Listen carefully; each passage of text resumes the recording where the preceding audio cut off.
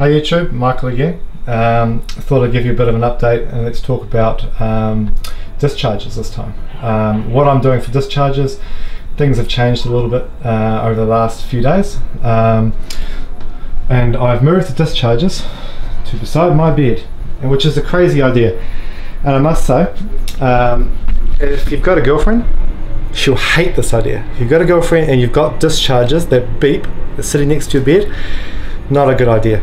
But anyway, let's just say it is a good idea. And if I come down here, let's just have a look at my discharges. So what I've got is I've got 4 now discharges, and I'll just move this little bell that my girlfriend gave me. So no matter how many times you ring the bell, if you've got discharges that are beeping, like this one here is, beside your bed, it's not going to work. So let's just put that bell away because it's just a bit funny. So discharging, what have I got, what am I doing, and how does it work? So what I've got is down the bottom here, I've got a box that says to discharge. So put your charged batteries in something that you know where they are, and don't get confused with the other batteries, because it can be a right pain if you're not sure which is the charged and which is the discharged ones, or the to discharge ones. So important labeling. Back over here to the discharges. So what am I doing? I'm discharging at 1 amp. I've got 4 different discharges that I bought off AliExpress. They're all 5 volts. They use the mini USB port. These discharges here can range from 1 amp, or you can adjust the amperage all the way up to 2.5 amps. So if you really want, you can discharge at 2.5 amps. However, the heatsink that they come with is only enough to dissipate about 1.5 amps of discharging. So if you're going to discharge more than 1 amp, stick a fan on it, like I have done up here. Just a fan of the old computer. I've cable tied it to the heatsink, and then you can crank up the amperage, and then this can go all the way up to, yeah, it's 2.5 amps, I'm pretty sure. There we go, yeah, 2.6. But leave it at 1 amp is really the answer to that.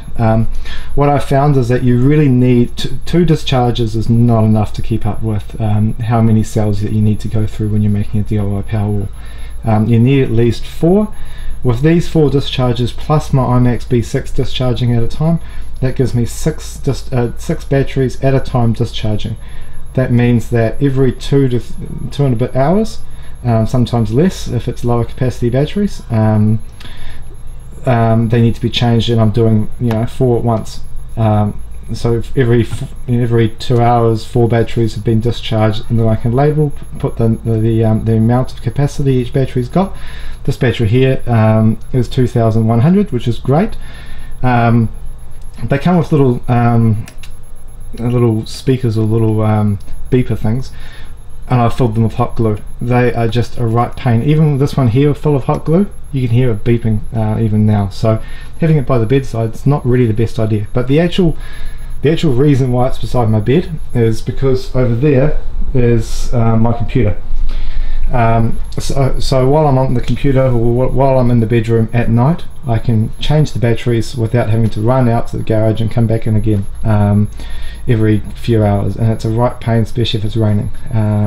Luckily it's summertime, but either way, having them somewhere that you've got, they're easily accessible, you can keep an eye on them. When they start beeping, you can change the battery, and away you go again for the next little while. So these type of discharges, highly recommend. They I don't think they're on AliExpress right now, but if you can get them, definitely go ahead. They're about $10–12 each, and they're really high quality. They're very accurate, and it means that you can free up the IMAX B6 for other things like charging, and just use dedicated discharges for this type of thing. As you know through my other video, I've got kind of the dedicated charging circuits for charging the batteries, so I don't need to use an IMAX B6 for that either. So it means I can use the IMAX B6 for slow charging things or doing other bits and pieces.